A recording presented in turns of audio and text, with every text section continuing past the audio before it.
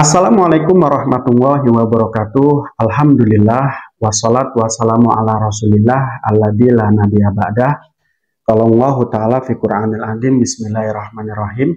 Rabbi shrah li sadri wa yassir li amri wahlul 'uqdatam min lisani yafqahu qawli. Subhanaka la ilma lana illa ma 'allamtana innaka antal alimul hakim. Rekan-rekan mahasiswa Universitas Nahdlatul Ulama Purwokerto, untuk kesempatan ini kita akan membahas berkait tentang perkembangan kelembagaan Aswaja An-Nahdliyah.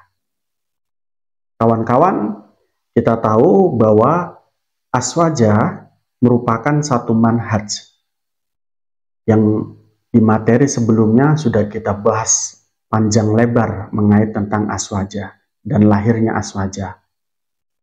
Dalam masa saat ini, Aswaja ini tidak bisa berdiri sendiri dan tidak akan mengalami kelanggengan pemikiran-pemikirannya ataupun penyebarannya tanpa menggunakan satu organisasi.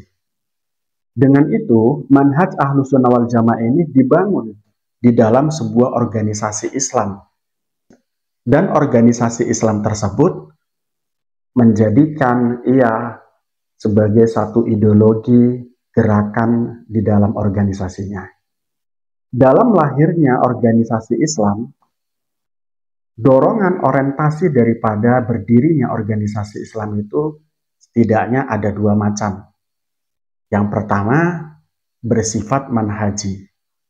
Yang kedua, bersifat politik. Organisasi Islam yang bersifat manhaji adalah organisasi Islam yang memiliki pergerakan untuk menjalankan satu manhaj atau bahkan menjaga satu manhaj. Sementara organisasi Islam yang orientasinya adalah pergerakan politik, mereka berdiri dengan dorongan untuk melaksanakan politik aktif. Nah, dari dua organisasi tersebut, NU adalah salah satu organisasi Islam yang berorientasikan atas pergerakan menjaga daripada manhaj yang sudah ada. Sebagaimana dalam sejarahnya NU berdiri karena ada beberapa sebab. Salah satu sebabnya adalah penolakan pendiri NU terhadap madhab Wahabi yang akan digunakan oleh Raja Suud di Arab Saudi, yang mengakibatkan beberapa hal mengenai tentang situs Islam dan beberapa tempat sakral di dalam sejarah Islam akan dimusnahkan oleh Raja Suud.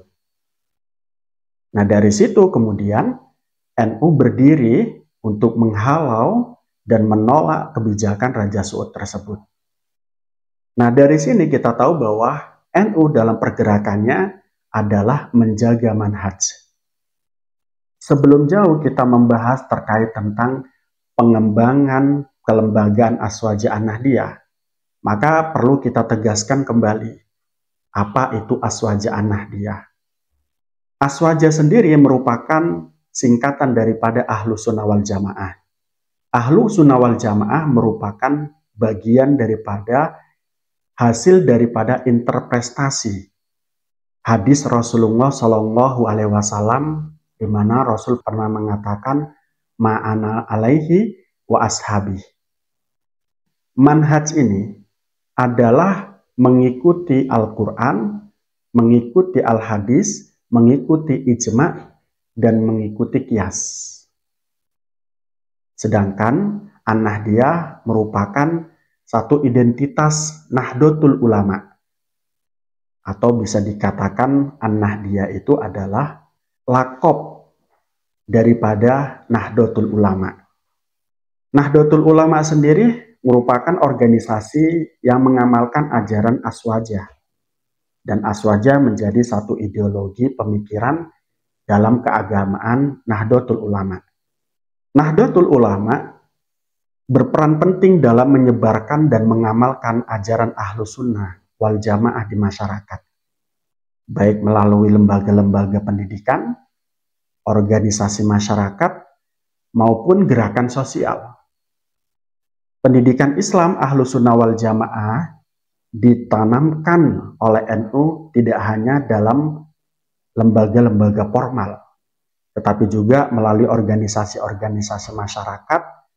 Pendidikan Ahlus Sunnah wal Jamaah ini bertujuan untuk membentuk individu warga Nahdien agar memiliki pemahaman agama yang benar dan bertakwa kepada Allah. Selanjutnya, madhab yang digunakan oleh Ahlus Sunnah wal Jamaah An-Nahdiyah ini adalah di dalam fikih mereka menggunakan madhab Hanafi, madhab Maliki, madhab Syafi'i, dan madhab Hambali. Kemudian di dalam teologi atau tauhid, Ahlus Sunnah wal Jamaah Nahdiyah mengikuti Abu Hasan al-Asy'ari al-Maturidi. Selanjutnya di dalam ilmu tasawuf, Ahlus Sunnah wal Jamaah mengikuti Imam Ghazali dan mengikuti Syekh Junaid al-Baghdadi. Tujuan pelembagaan Aswaja An-Nahdiyah. Pelembagaan pemikiran Aswaja An-Nahdiyah adalah bagaimana ajaran Ahlus Sunnah wal Jamaah ini diusung oleh Nahdlatul Ulama menjadi bagian integral dalam kehidupan masyarakat Indonesia. Ini melibatkan penanaman nilai-nilai aswaja melalui pendidikan dan pembentukan organisasi-organisasi serta kegiatan keagamaan dan amaliyah yang dilakukan oleh warga Nahdien. Lalu tujuannya apa? Pelembagaan itu dilakukan. Tidak lain dan tidak bukan adalah agar masyarakat berakidah, berislam dengan cara yang benar dan bertakwa. Selanjutnya apa tujuan Nahdlatul Ulama menjadikan Ahlus Sunnah wal Jamaah sebagai ideologi pemikirannya dan dijadikan satu manhaj? Hal ini tidak bukan dan tidak lain adalah yang pertama untuk membentuk karakter warga Nahdien, di mana ketika warga Nahdien itu mengikuti manhaj Ahlus Sunnah wal Jamaah, diharapkan mereka berakidah, bersyariat, serta bertasawuf ala Ahlus Sunnah wal Jamaah. Yang kedua, tujuan Ahlus Sunnah wal Jamaah dimasukkan dalam manhaj Nahdlatul Ulama. Itu adalah tidak lain dan tidak bukan agar masyarakat yang mengikuti Ahlus Sunnah wal Jamaah Nahdiyah ini dapat membentuk satu kerukunan di dalam masyarakat, keharmonisan di dalam masyarakat. Dan selanjutnya, nomor 3, tujuan daripada NU mengembangkan Ahlus Sunnah wal Jamaah Nahdiyah di dalam tubuh NU sebagai satu ideologi adalah mengembangkan kapasitas untuk mengamalkan nilai-nilai keagamaan yang luhur dan beradab. Beberapa aspek penting pelembagaan pemikiran Aswaja An-Nahdiyah ini dapat dilihat dari kurikulum yang diberlakukan di lembaga pendidikan Nahdlatul Ulama, di mana pendidikan Ma'arif NU misalnya itu menekankan pada penanaman akidah, etika, budi pekerti luhur, serta amal soleh sesuai dengan ajaran Ahlus Sunnah wal Jamaah. Selain itu juga, NU mengembangkan pemikiran Ahlus Sunnah wal Jamaah melalui pembelajaran pendidikan non-formal, di mana NU melakukan satu upaya mengadakan kegiatan-kegiatan sosial, mengadakan kegiatan-kegiatan pengajian, dan juga mengamalkan amaliyah-amaliyah ala Ahlus Sunnah wal Jamaah. Selanjutnya aspek yang lain adalah adanya pembelajaran Ahlus Sunnah wal Jamaah Nahdiyah dengan tujuan mengajarkan ajaran agama Islam sesuai dengan tuntunan Rasulullah SAW dan para sahabatnya. Aspek ini kemudian dikembangkan oleh Nahdlatul Ulama dan ditekankan dalam kurikulum pendidikan, baik pendidikan formal yang mereka miliki dan pendidikan non-formal yang mereka miliki.